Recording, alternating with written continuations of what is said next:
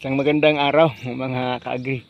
Ngayong araw po ay sasagutin ko lang yung tanong ng ating isang kaibigan. Yung tanong na po kasi ay bakit daw ako hindi nag-i-spray ng insecticide sa ating lakatan. Ano ba yung ginagamit natin? Ano ba yung ginagawa natin? Pabalik-balik na lang tayo dito, no? Again po, hindi po right term na hindi nag-i-spray. Nag-i-spray po, pero hindi po chemical insecticide yung ginagamit natin. Pero bago po natin pag-usapan yan, kung bago ka pa lang sa channel ko, paki-like naman po, comment, share, and subscribe. At huwag kalimutang i-hit ang ating button bell para ma-notify po kayo sa ating mga bagong upload. Ilang beses na natin sinabi sa inyo na yung ginagamit po natin pang-i-spray sa ating lakatan po ay wood vinegar lang po talaga. Explain natin further again kung bakit ba ganyan yung ating practice dito para po makapagbigay po tayo ng konting inspiration at kaunawaan sa ating lahat mga ka-agri. So isang mas ligayang araw mga ka-agri. Direct na lang po tayo sa tanong. Bakit hindi po tayo nag-i-spray ng chemicals sa ating lakatan dito? Ano ba yung ginagawa natin? Imbis po na mag-spray tayo kaagad-agad, pag may nakita tayong uod, pakunti-kunti lang naman, huwag muna mag-spray. Pray ka muna. Panalangin ka muna. Hingiin mo muna yung payo mula sa Panginoon. Hindi lang sa tao. Yung ginagawa po natin ay tinitiris lang po natin yon. Hindi po natin nag-i-spray agad. Kasi dito, araw-araw nating tinitingnan kasi itong ating lakatan. Hindi lang kung kailan natin gusto. Araw-araw po kasi natin itong pinupuntahan at nililibot habang kaya mapuntahan na pag araw-araw. Kaya po ngayon, pinakita ko sa inyo dati ito. Ito yung may leaf folder dati. Ito po, ayan. Kung makikita po ninyo, yung nangyari dyan, ayan na. Wala na pong laman yan. Patay na po yung uod dyan. Malaking uod pa yung mga leaf folder. Yung ginagamit natin, ginagawa natin, tinitiris lang. May nandito na naman sa kabila yan na naman yan Imbis na mag-spray ka, yung isang piraso lang naman laman yan. Yan po, ipapakita po natin sa inyo talaga. Kasi baka sabihin nyo walang laman yan. Malaki po yung uod nito. Yan po. Ayan. Ayan po mga ganyan po yan kalaki maliit lang ng konti sa daliri ko. Kaya pag hinayaan mo at dadamihan sila dito, mapinsala yan. Ayun. Kinuha na lang natin dun. Pwede na lang tirisin. Sa akin nga hindi na. Pinapabayaan ko na lang yun dahil naaawa ako yan. Nilalagay ko na lang sa lupa. At hinahayaan ko na lang yung nature yung gaganti dyan. Kasi pupuntahan niya ng mga langgam dito. At saka kakainin na rin. Huwag mo na lang mag-spray. Pag nag-spray ka kasi wala na rin kwenta yung pinag-spray mo. Yun na namang nag-iisa. Kaya yung ginagawa natin, yan, may direct, ano po tayo dito, eradicating or hindi eradicating term. Direct na kinukuha. Tirisin mo na lang, kunin mo na lang yan sa dahon. Kaya hindi po tayo nag-i-spray ng chemicals kasi hindi naman po talaga dadami yan. Kahit nga po yung mga worms na marami, minsan pag nagkaroon tayo dito dyan, pag nangitlog yung mga ano dito, tawag doon mga butterfly po dito, hindi na rin natin ini-sprayan.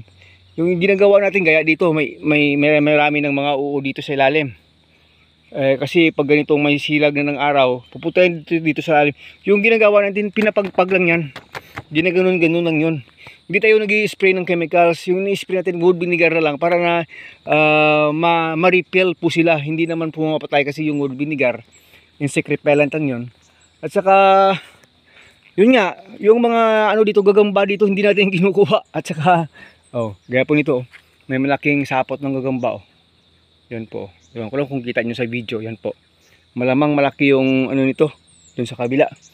Huwag nating patayin yung mga friendly animals dito kasi kaibigan nating mga kulisap yan, mga insects yan. Imbis na nga maggawa ng spray, yun lang, hand picking lang ginagawa natin, yun yung term, hand pick. I-hand pick mo na kasi may cycle po kasi yung mga uod. Hindi natin kasi minsan maintindihan yung istorya May cycle kasi yan kasi may panahon talaga na marami sila. Kaya po nito dati yan tiniris lang natin dito, wala na. Tiniris lang. May cycle kasi pag natapos na rin yung cycle ng uod, wala na rin, hindi na rin sila dadami. Pero ito noon nung 1 month and a half old pa lang itong ating lakatan dito, marami pong uod. Yun yung ginagawa natin araw-araw. hinahanap natin araw-araw pa isa-isa. Kaya po nito may uod pa nga ito eh. Ewan ko, may mga ano, may mga dumi-dumi ng uod yun. Hanapin mo lang kasi nag-iisa lang naman yan. Pag naunahan pa yan, kakapa ng ibon dyan, wala na rin. Patay na rin. Gaya nito, napakalinis naman ng dahon. Wala namang maraming insekto. Hindi naman tayo nag-i-spray ng chemicals. Maganda naman yung tubo. Ba't ka pa mag-i-spray? Magsasayang ka lang ng oras mo, ng energy mo at ng pera mo sa pag-i-spray. Kaya yun lang palagi yung sinasabi natin paulit-ulit. Even before how many years ago, nag-i-spray lang kami ng wood vinegar kasi yung wood vinegar natin ay insect repellent po siya, antiviral, antifungal at mayroon siyang antibacterial effect. Kaya mapapanatili natin yung kalusugan ng ating mga lakatan.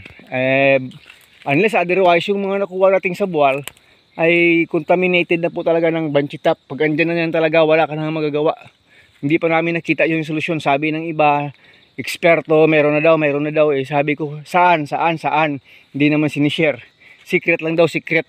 Bahala kayo sa mga secret ninyo. Basta yung ginagawa natin, yan lang. Unpicking, direct, direct mo na lang na kasi hindi naman dadami talaga. Pag natapos yung cycle daw, wala. Tingnan po ninyo. Nag-spray lang tayo ng wood vinegar dito 3 times na. Ganyan lang ang itsura ng ating lakatan mga ka-agri. Hindi naman natin ito talagang ipinagmamalaki kasi marami nang talagang loopholes dito. Marami naman talagang negative tawag ng mistakes dito sa paglalakatan natin. Kaso nga lang ay na-prove na po natin kahit ganito na lang yung ating system ay for almost 12 years na tayong naglalakatan. Hindi naman tayo lugi. Palagi naman kumikita. Naipakita na natin sa inyo yung mga ebidensya niyan dati noon pa na kapag patayo na tayo ng konting maliit na bahay para sa future natin at saka nakabili tayo ng isang motorsiklo at saka isang karag-karag na multicab, at least hindi natin yun pinagyabang. Yung mga bagay na po yun naman ay grace from the Lord lang naman yun wala naman sa atin yun kung hindi tayo papayagan ng Panginoon na magkaroon ng ganito ganyan, wala na rin Kaya why spray if we can pray? Pray a lot po. Kasi minsan nasa Panginoon talaga yung grace na kailangan natin para magtagumpay sa pagfa-farming. Habang nililibot ko kayo dito kasi yung iba ayaw maniwala pagsabi-sabi lang. Hindi ko sinasabi na 100% magaganda lahat yan dito Maraming tinamaan yan dito ng sakit. Kaya so lang ini-eradicate natin. Kaya po ito nung area na ito. Hindi lumalaki. Kasi nga naging swamp area yan dito dati Ngayon na palang nakakapag-umpisang makapag-recover kasi nga hindi na umulan ng 4 days to 5 days. Diyan sa kabila po na talagang swamp area po, kahit na nagkanal tayo dyan, hindi pa rin maalis-alis yung tubig dyan kasi nga continuous pa rin yung flowing. Kasi basakan po ito dati. Dating palayan po talaga ito. Palayan area po ito. Ginawa nating yung pinaka siguro ng gagawin natin dito ay magkakanal ulit ng masyadong malalim. Kahit mga malapit 1 metro yung lalim na lang. Kasi nga, malalim yung kanal dati Kaso lang, nagiging mababaw after a couple of months. Kasi nababalik yung lupa Kaya continuous yung tubig Continuous yung tubig. Okay lang sana pag hindi lang umulan. Kahit continuous yung tubig, yung sa dito niya, gilid niya, malalaki na rin. Yan. Maraming damo. Hindi natin sinasabi sa inyo na very clean. Diyan na pag nagkaroon lang tayo ng time na malinisin dyan. Ito maraming damo. Pero hindi yan pababayaan, talagang magra-round wedding ka. At least man lang. At saka kung may pera ka, pwede kang mag-labor ng tao para po malinisan itong ating area. Pero hindi ibig sabihin, pababayaan yan. Hindi. Ginagawan po ng paraan yan. Kasi ngayon, continuous yung tubig Wala, mula dyan sa taas. Kasi dyan sa bundok, kasi pag tag-ulan na talaga ay grabe talaga yung tubig dito. Kasi nga dati nga itong palayan, nagkanal na nga tayo dito. Doon may malalim din, doon sa dulo sa kabila meron. Buti na lang dito sa Pilapil area. Pag nasa Pilapil area po ay walang problema yung saging natin dito. Parang indigenous na kahit na lakatan yan, papakita natin sa inyo. Kaya po nito. Dati po na itong initlugan ng paro-paro. Yan po. Ito na po yung damage ng maraming uod kumain dito. Pero pag pinagpag mo yan dito mula sa taas, yan lang po yung damage niya. Hindi po ito sigatoka ha. Tama na po ito ng maliliit na mga ano, siguro 500 hanggang 1,000 siguro. May maliliit dati na mga ano dito, na mga uod kasi ka na itlogan. Yung ginawa natin, pinagpag lang yan. Pinagpag, inubos lang makapunta sa ilalim. Hindi ka na kailangan mag-spray. O gaya po nito, akala ko wala. Akala ko butterfly. Pero kita naman ninyo mga ka-agri. Yan po ebidensya. Hindi pa nga yan nadamuhan. Maraming masikip pa nga yung ano sa ilalim. Damo. Hindi pa tayo nakapag-time na maglinis. Gaya na rin po yan sa ilalim. Diyan tinamaan na rin yan ng, ng uod. Pero hindi po natin ini-sprayan. Pinapagpag lang. Handpicking lang. Gaya po nito. May pagkatapos naman po yan, na matapos yung cycle, wala na rin, mauubos na rin. Wala na rin. Pumunta pa nga dito sa kabila yung iba Pero hanggang lang yan dun. Pag nag-mature po sila, yung iba na makakaano dito, wala, ubos na rin. Hindi na rin nag-transfer dyan, hindi na rin nag-transfer dito. Hanggang dyan lang naman yan. Yan lang naman yung damage niya. Tapos, napaka-early pa naman ng edad ditong saging. More than 3 months pa lang, may enough time talaga na makapag-recover mga ka-agri. So yan, hindi natin ito tinatago sa inyo yung katotohanan dito sa ating pagtatanim. Kasi iba yung talagang video, talagang napakalinis palagi. Mas maganda naman nga talaga pag malinis. Pero ito sa atin dito, pinapakita natin dito situation.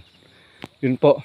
So sana ay nasagot po natin yung tanong, bakit hindi po tayo nag-i-spray ng chemicals talaga kahit nga dito sa ilalim binabahayan ng mga snails pinapabayaan ko na lang yan. Gustong tumira dyan So wag natin patagalin. Maraming salamat po. This is once again your friend Agritech Bugs TV. Yung isang dragonfly kanina wala pa yan dito ayan na ano sa sapot, napunta na sa sapot ng ano natin dito, gagamba. Malaki pala yung nanay. Ito pala ito pala yung nanay ng gagamba ayan po, malaki sa siya.